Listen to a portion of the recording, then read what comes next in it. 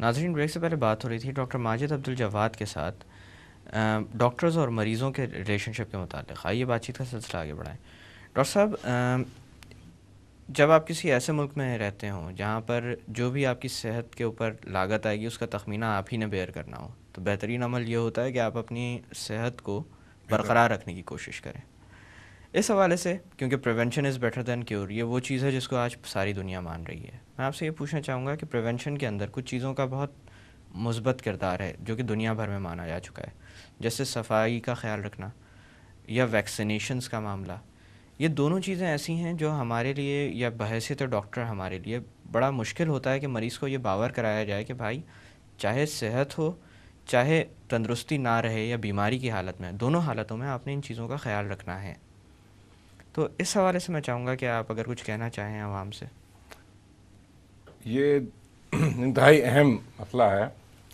मैंने आपसे भी कहा था कि हमारे मुल्क में सबसे ज़्यादा मसला कम्युनिकेबल डिजीज़ हैं, जो बीमारियां एक फैलती दूसरे हैं। को लगती हैं। जैसे गैस्ट्रोएंटराइटिस है, मलेरिया है, टीबी है, और ये सब के सब ज़्यादातर गंदगी से, गलाजत में रहने से, गलाजत के आसपास उससे रहने से और सफाई, ज़ाती सफाई का ख्याल ना रखने से होती हैं। इसी तरह से बहुत सारी ऐसी बीमारियां हैं जो दुनिया भर में तो ख़त्म हो चुकी हैं लेकिन हमारे ख़त्ते में मिल रही होती हैं, क्योंकि वैक्सीनेशन पर लोग। वैक्सीनेशन के ऊपर जोर नहीं, वैक्सीनेशन इसलिए नहीं है कि लोगों को उनके बारे में इल्म नहीं है। उसके लिए ज़रूरी है कि जो लोग गांव में, छोटे छोटे इलाकों में रहते हैं, वहां जाकर उन बच्चों को और बड़ों को वैक्सीनेट किया जाए सरकार की तरफ से, ताकि जो कम्युनिटी की जो सेहत है वो बेहतर हो। अब जी। एक कोई भी इलाका ले लें, फॉर एग्जांपल आप नाज़ाबाद या लियारी का एक छोटा सा इलाका ले लें, वहाँ 2000 लोग रहते हैं, आपने उनको सबको टेटनस की वैक्सीन लगा दी। उस इलाके में टेटनस आपने 2000 लोगों में वर्चुअली ख़त्म कर दिया। जी। उसके साथ साथ जो 2000 और साइड इलाकों में रहते हैं, चूंकि यहाँ टेटनस नहीं हुआ तो वहाँ भी होने के चांसेस कम हैं, और चूंकि इनको लगी है तो ये लोगों को बताएंगे कि आप भी लगाएं। ये उनकी तालीम, अवेयरनेस बढ़ानी है। और ये वैक्सीनेशन बहुत इम्पॉर्टेंट है। हमारी जो दुनिया की जो पॉपुलेशन जो एकदम से बढ़ना शुरू हुई है, उसमें एक वजह यह है कि वो जो 6 मोहलिक बीमारियां थीं जिनकी वैक्सीनेशन अब सब बच्चों को दुनिया में की जाती हैं, उनकी वजह से शरह अमवात बच्चों के अंदर वो कम होती जा रही है, जी। कम हो गई है और कम होती जा रही है। और जो कॉमन बीमारियां थीं, और सबसे ज़्यादा कॉमन जो एक बीमारी होती थी बड़ों के अंदर और बच्चों में, वो फ्लू था, इन्फ्लुएंजा, जो सर्दियों में आता है और उसने मिलियंस एंड मिलियंस ऑफ लोगों को मारा है। एक वबा के अंदर, यूरोप के अंदर उधर, जब से वैक्सीन आई है वो इंसिडेंस बहुत कम हो गया है। जी। तो वैक्सीनेशन बहुत बहुत अहम ज़रूरी है। है। बच्चों की वैक्सीनेशन तकरीबन सभी को मालूम है, वो वैक्सीनेशन हर एक को करानी है, और उसके बाद उनके बूस्टर डोजेस भी लगने हैं। जी। अगर किसी एडल्ट के बच्चे को चोट लगी है तो उसका टेटनस टॉक्साइड उसको लगना चाहिए। 10 साल में अगर लगा हुआ है तो अच्छी बात है, कि 10 साल से ऊपर हो गए तो फिर दोबारा 10 साल के लिए लगाना है। जी।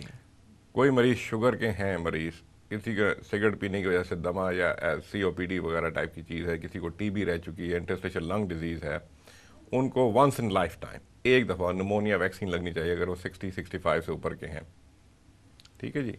जी। तो ये इस किस्म की चीज़ें करनी हैं। ये आप अपने डॉक्टर से पूछेंगे, वो आपको बताएंगे कि जी आप उसके लिए है। अगर डॉक्टर को नहीं पता तो डॉक्टर को चाहिए कि वो जो कोई सेमिनार उसके बारे में वो अटेंड करें, या अपने किसी अप टू डेट रखने की अपने कोशिश आप करें अपने आप को। जानने वालों से, अपने जानने वाले कोलीग से पूछें, और फिर अपने मरीज़ों को वो ऑफ़र करें कि जी आप इस मसले के लिए आए और हैं। इसी तरह से इन चीज़ों को तालीम का हिस्सा भी बनाना चाहिए, क्योंकि सिर्फ क्या ये सिर्फ डॉक्टर की जिम्मेदारी है कि वही बताए।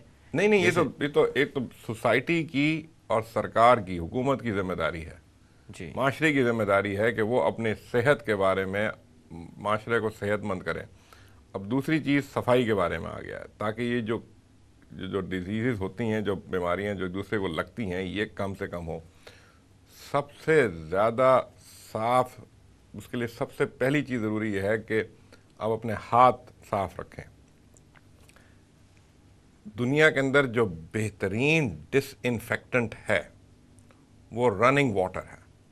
जी रनिंग वाटर के अगर आप उसको साबुन से धोएंगे तो 99% जरासीम आप उसको दूर कर देंगे।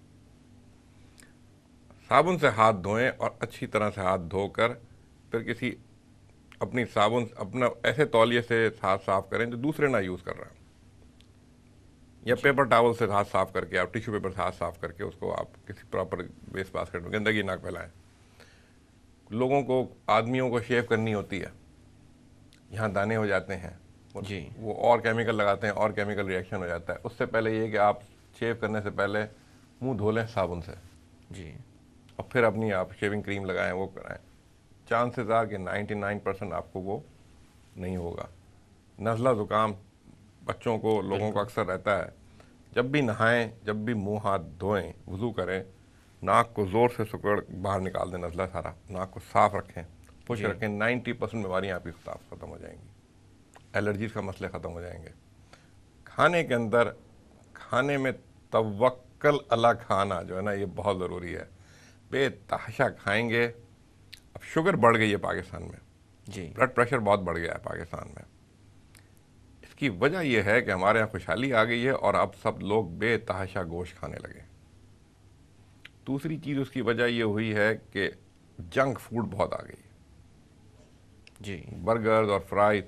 आलू हम हमारे खाने का हिस्सा थे, आलू गोश्त, आलू भुजिया, आलू की ये सब तरकारी, ये वो, जी उससे शुगर नहीं बढ़ी थी। ये फ्रेंच फ्राइज से और ये बेक पोटैटो से और इस किस्म की चीज़ों से ये शुगर बढ़ गई है। लोग खा रहे हैं, बच्चे खा रहे हैं, और वो जी उसके अलावा कुछ और खाते ही नहीं है। साथ में और जब वो जिसकी वजह से आलू वेट के खाएंगे इश्यूज भी उसमें बहुत। वेट बढ़ रहे हैं। बच्चे वो फ्रेंच फ्राइज खाएंगे, साथ में केचप भी खाएंगे, आप मज़ीद कैलोरीज ऐड कर रहे हैं। जी इन वजहों से वो चीज़ें बढ़ती जा रही हैं। डॉक्टर साहब, हमारे प्रोग्राम के तवस्सुत से कोई पैगाम आप देना चाहेंगे आवाम को? सफाई का, अपने अपनी ज़ाती सफाई और अपने इर्द गिर्द की सफाई, उसका बहुत ख्याल रखें। खाने पीने के अंदर कंट्रोल करें, तवक्कल करें। जी और तीसरी चीज़ ये कि जो वैक्सीनेशन वगैरह हैं वो लें, और जो बीमारी है उसको समझें अच्छी तरह से, उसके बारे में कुछ जो लिटरेचर में जहाँ मिल रहा है वो पढ़ें, और फिर अपनी दवाइयाँ वक्त के साथ साथ खाएं। और फिर सबसे इम्पॉर्टेंट चीज़ ये है कि वर्जिश करनी है, जी रोज़ाना चहलकदमी, थोड़ा सा चलना है, स्ट्रेचिंग वगैरह करनी है।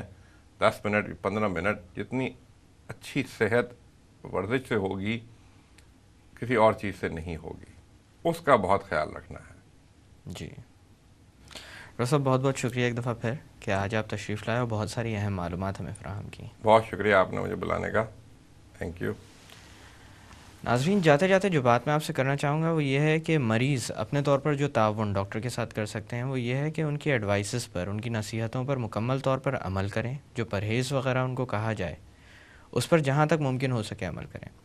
दूसरी बात, जो अमूमन जिस परेशानी का हमें सामना करना पड़ता है किसी भी मरीज़ का इलाज करते हुए, वो ये है कि मेडिकल रिकॉर्ड, आम तौर पर लोग मेडिकल रिकॉर्ड को कहीं खो देते हैं या उनको याद नहीं होता। ये बहुत गलत बात है। इससे इलाज के दरमियान रुकावटें पैदा हो सकती हैं, इलाज नाकाम भी हो सकता है। आप कोशिश ये किया कीजिए कि एक फ़ाइल बना लें जिसके अंदर जो भी आपका मेडिकल रिकॉर्ड है उसको महफूज रखा जा सके। और जब कभी आप डॉक्टर के पास जाएं तो कोशिश ये किया कीजिए कि किसी पेपर पर जो आपके सवालात जो वक्तन फ़वक्तन आपके जहन में आते रहते हैं उनको लिख लिया करें।